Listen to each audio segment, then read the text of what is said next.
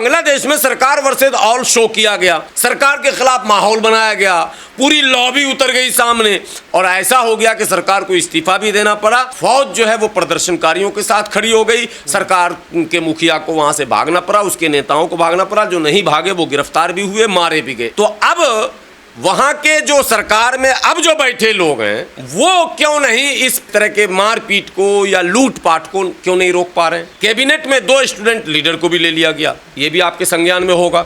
2 student leader को cabinet में लिया गया। जो जमात इस्लामी पर इल्जाम है कट्टरवाद फैलाने का, उनके लोगों को भी कैबिनेट में ले लिया गया। लेकिन एक गिरोह वहां भी है जो सिर्फ इस्लाम और मुसलमान की बात करता। तो पहले बांग्लादेश के उस गिरोह से मैं बताना चाहता हूं जो इस्लाम और मुसलमान की बात करता। 1-2 मौलाना की तकरीर भी वायरल हो रही है और एकदम भारत के खिलाफ और हिंदुओं के खिलाफ वो जहर उगल रहा कि ये मोहम्मद यूनुस खुद निर्वासन की जिंदगी जी रहे थे। वो जब तख्ता पलटा है तब सेना ने बुलवाया, उन पर खुद करप्शन के चार्जेस थे, घोटाले के आरोप थे, वो विदेश में रह रहे थे और इनके कई नेता जिन पर पहले से घोटाले के आरोप थे, सच या झूठ, वो सब विदेश में थे और उन सब को बुलवाया गया है कि बांग्लादेश में हिंदू अल्पसंख्यक है, वही हिंदू भारत में बहुसंख्यक है।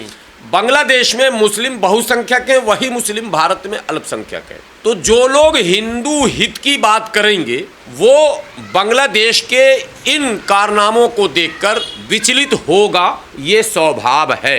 इंसान का स्वभाव आप नहीं बदल सकते। तो बांग्लादेश में जो दिखाया जा रहा, जो तस्वीरें दिखाई जा रही, जो वीडियोज आ रहे हैं और टीवी चैनल वाले जिस तरह का कंटेंट लगा रहे हैं, उससे हिंदू से जिनका भी भावनात्मक लगाव है वो विचलित होंगे, उत्तेजित होंगे, ये गारंटी। मुझे लगता है कि मीडिया ने जितनी कोशिश कर ली, सोशल मीडिया पर फर्जी आईडी वालों ने जितनी कोशिश कर ली, भारत में उस हिसाब से ऊपर वाले का करम है, कोई ऐसा माहौल अभी तक ख़राब नहीं हुआ, इस बात की गारंटी दी जा सकती है। छिटपुट घटनाएं जैसे पिंकी चौधरी ने झुग्गी वालों पर हमला कर दिया, सज़ा हो गई, जेल चला गया, ये अच्छी खबर है। उड़ीसा में जो हुआ उसके साथ उसकी भी निशानदेही कर ली गई है। अभी पश्चिम बंगाल में जो खबर आई है, आज सुबह हमें खबर मिली है, तो वहाँ 2 मॉब लिंचिंग हुई है इसी मुद्दे पर, माने बांग्लादेश के मुद्दे पर।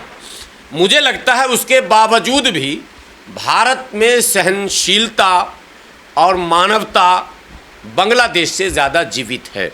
अब बांग्लादेश की एक तस्वीर आप और देखते होंगे, वो तस्वीर के यूनिवर्सिटी के स्टूडेंट, मदरसे के छात्र और बुद्धिजीवी वर्ग, बुद्धिजीवी तबका भी दिख रहा उसमें, वो हिंदुओं के मोहल्ले में जा रहे हैं, मंदिरों के पास कुर्सी लगाकर बैठे हैं, वो हिंदू मोहल्ले के आगे वाला जो है पहरा दे रहे हैं और हिंदू भाइयों से मिल मिलकर वो समझा रहे हैं कि आप घबराएं नहीं, हमारे रहते हुए कोई आपके ऊपर हमला नहीं कर सकता। एक बात हो गई है। मतलब 2 है इसका।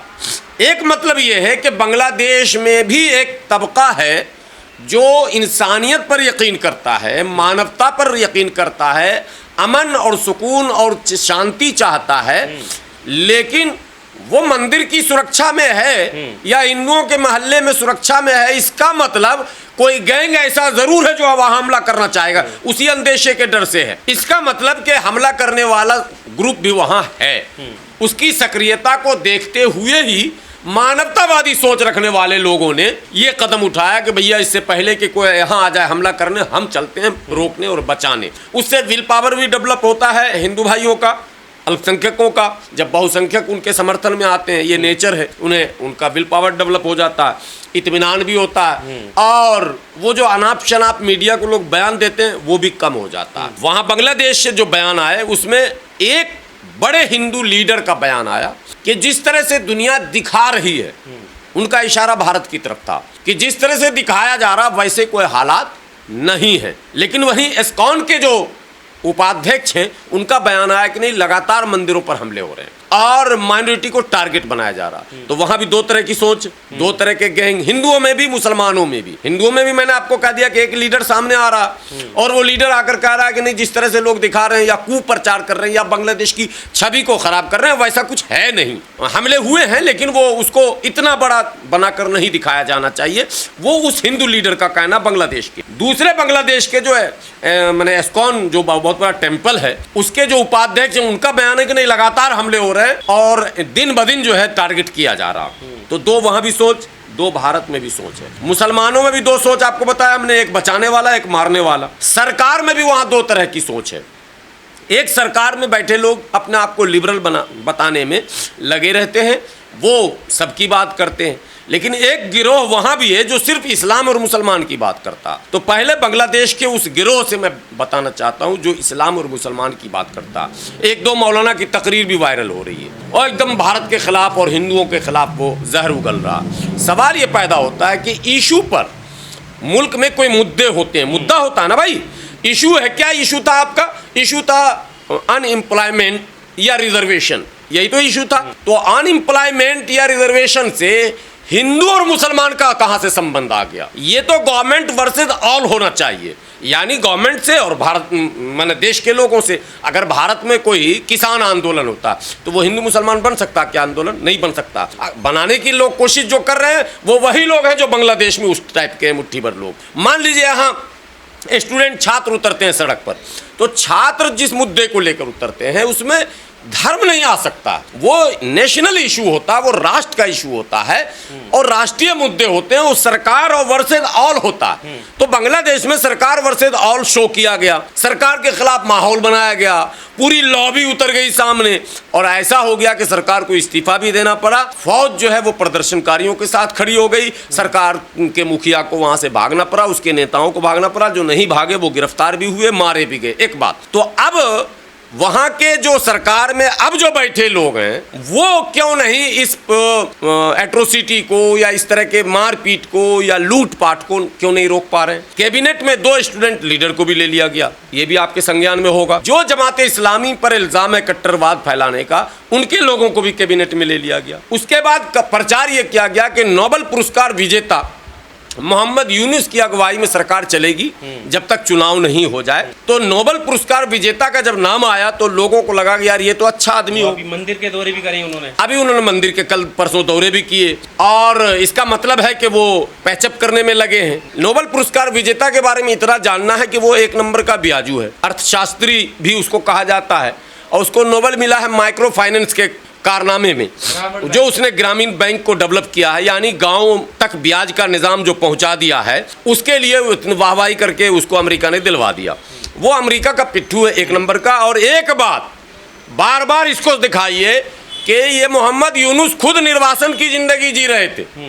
वो जब तख्ता पलटा है तब सेना ने बुलवाया, उन पर खुद करप्शन के चार्जेस थे, घोटाले के आरोप थे, वो विदेश में रह रहे थे और इनके कई नेता जिन पर पहले से घोटाले के आरोप थे, सच या झूठ, वो सब विदेश में थे और उन सबको बुलवाया गया है। इजराइल की पूरी आबादी में बड़ी आबादी मुसलमानों की है।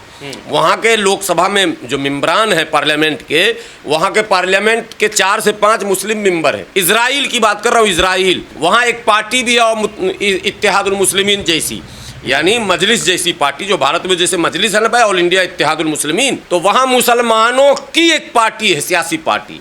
और नेतन्याहू से पहले जो गठबंधन की सरकार थी उसमें वो पार्टी शामिल भी थी। दोनों बात समझ लें। तो आज इस फ़लस्तीन पर हमले हो रहे हैं या हिजबुल्ला से जंग लड़ रहा है इजराइल, या ईरान से इजराइल लड़ रहा है, तो वहाँ का मुसलमान किसके साथ है? इजराइल के साथ है ना। वो मुसलमान फौजी भी होगा, सिर्फ यहूदी फौजी तो है नहीं, क्योंकि आबादी मुसलमानों की भी है, आबादी ईसाइयों की भी है, माइनॉरिटी में वो हैं लेकिन आबादी है, वो अपने देश के साथ है। यही राष्ट्रवाद है। जहाँ आपस में रिश्ते अच्छे होते हैं वो राष्ट्रवादी सोच होता है, और जहाँ धर्म या बहुसंख्यकवाद हावी होता है वो राष्ट्र के पतन का कारण बन जाता है। भारत में भी ये सोच पनप रही है, हिंदू राष्ट्र बनेगा, मुसलमान का क्या मतलब है, फला क्या करेगा। किस किस से निमटोगे भाई? तो निमटते ही रह जाओगे तो देश ही निमट जाएगा। अगर आप निमटते ही रहेंगे, भाई भाई लड़ते ही रहेंगे, भाई भाई नोक झोंक करते ही रहेंगे, तो विकास और तरक्की का पैमाना कहाँ से आपके? अशांति विकास के लिए सबसे बड़ी बाधा है और शांति विकास की जननी है। भारत में जो लोग बांग्लादेश को आधार बनाकर उपद्रव मचा रहे हैं, मैं उनसे ये बताना चाहता हूं उनको कि जिन शक्तियों ने बांग्लादेश में अशांति फैलाई है, उन्हीं शक्तियों का इरादा ये है। अप्रत्यक्ष रूप से शक्ति कोई और है। सरकार को बयान देना चाहिए था, प्रधानमंत्री जी को बयान देना चाहिए था कि अब तक के तमाम रिपोर्टों से जितने इनके रॉ के रिपोर्ट्स हैं या जो विदेश के मामलों में माने संगठन भारत का काम करता है, उसकी रिपोर्ट में इनको क्या पता चला? चाइना ने तख्ता पलट कराया या अमेरिका ने? ये भी एक बात होनी चाहिए। शेख हसीना ने तो अमेरिका पर आरोप लगाया, वो हमसे एक बेस मांग रही थी, फौजी अड्डा मांगा जा रहा था, हमने नहीं दिया इसलिए ऐसा हुआ। आपको याद होगा इमरान खान ने भी आरोप लगाया था कि हमारे साथ जो है अमेरिकी मुदाखलत है जिसकी वजह से हमें कैद किया जा रहा और हमें परेशान किया जा रहा। तो अब मसला यहाँ पर यह है कि अमेरिका परस्त है पाकिस्तान बांग्लादेश या चीन परस्त है। ये भारत अगर नहीं समझेगा और भारत के लोगों को नहीं बताया जाएगा तो उन शक्तियों के जाल में हम फंसेंगे जिसमें अभी फंस रहे हैं कुछ लोग। एक शक्ति है जो भारत और भारत के पड़ोसी को अस्थिर करना चाहती। अस्थिरता का सबसे आसान फार्मूला है धार्मिक उन्माद। ऐसे अस्थिरता आप कांग्रेस वर्सेस भाजपा में कभी अस्थिरता नहीं कर सकते। पॉलिटिक्स में कोई अस्थिर नहीं होता, एक हार जाएगा एक जीत जाएगा, लेकिन धार्मिक उन्माद में हार जीत इतना आसानी से नहीं होता, लंबा चलता। ठीक है, मान लीजिए भारत में अल्लाह न करे, ईश्वर न करे कभी ऐसा हो कि ज़रूरत से ज़्यादा यहाँ उग्र हो जाए लोग मुसलमान के खिलाफ, तो क्या 2 दिन में निमट देंगे? 5 दिन में रुक जाएगा? नहीं रुकता।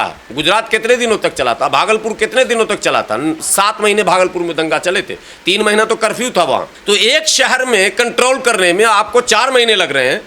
पूरे देश का वातावरण अगर बिगड़ेगा तो क्या होगा? बांग्लादेश में हो रहे इस जुल्म और बर्बरियत के साथ, जुल्म करने वालों के साथ खड़ा होगा, ऐसा मुझे नहीं लगता कि भारत में कोई ऐसा भी है प्राणी। लेकिन सोशल मीडिया पर तो कुछ लोग एक्टिव हैं और वो बांग्लादेश के उन लोगों की हरकत को जस्टिफाई कर रहे हैं किसी और बहाने से। हमें लगता है या तो फेक आईडी है या इसके पीछे सोची समझी कोई ऐसी पॉलिसी है जिसके तहत भारत में भी अस्थिरता लाने का प्लान है।